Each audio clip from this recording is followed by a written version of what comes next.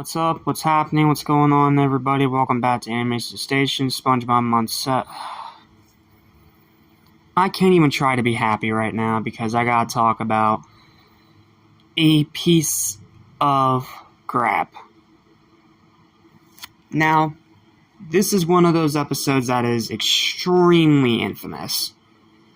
But at the same time, it's not awful. It's not good, but it's not awful.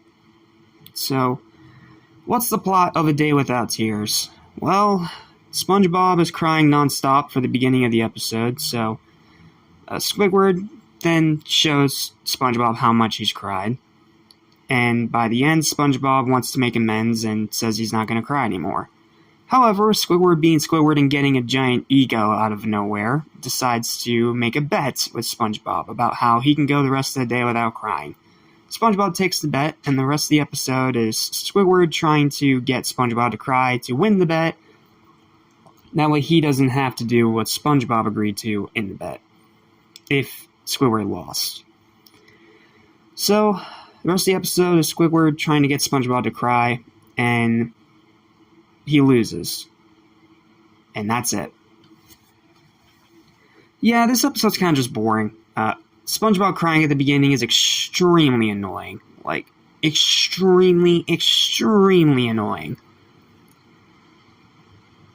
Then, Squidward trying to get him to stop is understandable because we as the audience want SpongeBob to stop too, because when characters are pretending to cry, it just breaks the immersion. Like, voice actors are really talented, but when a voice actor doesn't know how to actually convey crying without sounding forced, you get that one really terrible Powerpuff Girls episode where everyone cries the entire time. That's the first example that comes to my head. Okay, so beyond the crying, what's this episode's actual problem? It's just boring. Like, so much of it is just Squidward trying to get SpongeBob to cry, failing, and coming up with another scheme over and over and over again. Like, we've literally done this kind of plot 1,000 times over in a bunch of other episodes of the show from way back in the first 4 seasons. And yes, it being crying is not enough to really make it differentiate. So, is there anything good in this episode? Well, I wouldn't say good, but just interesting. First is the actual bet itself. Not only because it makes Squidward look very stupid, because he literally just shot himself in the feet, but also because, it does kind of feel like a throwback to those early SpongeBob vs. Squidward episodes, like Employee of the Month, their kid. And even though it's nowhere near close to capturing that, that's that one moment where it almost does. And I will admit that Squidward, some of the ways that Squidward comes up with to try to get SpongeBob to cry is actually pretty funny. Especially the one where they're watching this emotional thing on the TV, and SpongeBob just yeets the TV out the window. I don't know why that makes me laugh. It's dumb and it doesn't need to be there, but for some reason, that visual is just so freaking funny. Just SpongeBob getting so desperate about trying not to cry that he literally takes his own TV and yeets it out the window. And then it ends up on Patrick's head, and Patrick just goes back. Like, Patrick had no business being in this episode, but for some reason that visual of SpongeBob just yeeting the TV out his own window is just, it's funny. I don't know why. It's so stupid, it's pointless, but it's funny. And then there's the ending where Squidward finally loses, and SpongeBob lets out a giant river of tears that floods Bikini Bottom. So we have to listen to him cry one more time. Always a pleasant sound. And then the episode ends with Squidward crying because he lost the bet. Yeah, this episode's kind of just boring. Like, again, SpongeBob yeeting the TV out the window is pretty much the only thing I remember from this episode. Some of the ways Squidward comes up with to make SpongeBob cry are funny, but it's done in a way where it just feels very run-of-the-mill, by the numbers, been there, done that, etc., etc., etc. So, I don't agree with this being like one of the most infamous episodes in all of SpongeBob, but I can understand why it's one of the most infamous episodes in SpongeBob. It can be extremely annoying, and it does start out really, really bad, but it does slowly get a little better as it goes on. So, it's a boring episode, but it's far from the worst of this show. And because of that, my final verdict for it is going to be a 4 out of 10. It's fine. It's just fine. There's nothing super unique about it. There's nothing super interesting about it. It's just fine. It's meh. It's mediocre. Like, I don't think it's one of the worst episodes in the entire show, but I understand those that do. Okay, now let's get on to an episode that absolutely no one likes. Summer Job. So, what could possibly be worse than a Squidward torture porn? How about a Mrs. Puff torture porn? Look, I know that some people really don't like how many times they repeat the same overused, tired boating school plot. But, to be fair to the writers, that is way better than this. And sure, it technically starts out like that, but it is not that at all. So, what's the plot of the episode? Well, Mrs. Puff runs away from SpongeBob again, ends up crashing through the Krusty Krab. And Mr. Krabs, being the nice boyfriend that he is, says that they can work out a deal.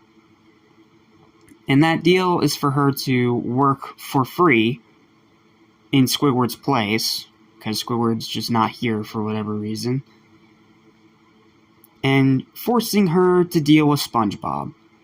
And now SpongeBob acts like an absolute egregious smartass through the rest of the episode, throwing all the lessons that she taught him in her face, and just all throughout the episode being as annoying, unlikable, and punchable as possible. From teaching her how to do everything correctly, to pretending to be a customer, to just so much stupid crap. And then this entire time you have Mr. Krabs reminding her that she's a slave under blackmail. Such a charming boyfriend, isn't he? Like, this is one of those episodes that would make everyone revile in hatred from both Mr. Krabs and SpongeBob, and feel bad for Mrs. Puff, because every time she's about to snap after dealing with SpongeBob's stupid, smart-ass nonsense, she's just constantly told again and again that you have to do what he says, or you're gonna end up going to jail. All leading up to when she finally snaps, she runs out, and she should have dumped Mr. Krabs right then and there. That is just being a shitty boyfriend. But then she ends up ripping up a piece of paper, and the police are right there, and they arrest her for littering. And they give her 7 years in jail, and she thinks that's going to be fine. Only for the episode to end with SpongeBob taking a job as a driver's ed teacher in the prison, meaning that she literally has to be handcuffed to her desk and listen to SpongeBob continue to be an egregious smartass. Dude, just fuck this episode, seriously. This is one of the worst episodes of SpongeBob I've ever seen, and how it's not more infamous is beyond me. Like, there's nothing good about it, there's nothing interesting about it, and there's nothing even funny about it. It's just SpongeBob being a douchebag, and Mr. Krabs being the worst boyfriend ever for 11 minutes. I literally have nothing else to say. Final verdict for this episode is a well-deserved 0 out of 10. Absolute fucking garbage. Like, this is why we get nothing but just normal boating school episodes now, because this episode that tried to do something different completely screwed it up in every single way, shape, and form. Screw this episode, may it rot in hell, it is one of the worst of the entire show. Period.